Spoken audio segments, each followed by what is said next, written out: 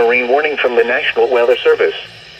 The National Weather Service in Chicago has issued a special marine warning for nearshore waters from Winthrop Harbor to Calumet Harbor, nearshore waters from Calumet Harbor to Michigan City, open waters from Winthrop Harbor to Michigan City out to mid-lake, until 1:45 a.m.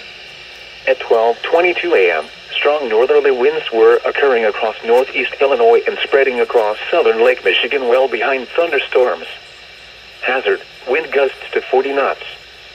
Source, automated observations. Wind gusts of 30 to 40 knots observed across northeast Illinois. Impact, small craft could be damaged and briefly higher winds and suddenly higher waves.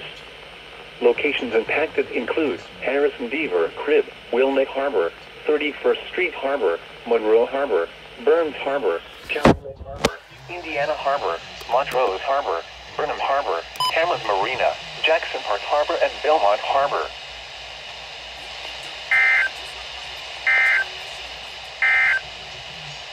The severe thunder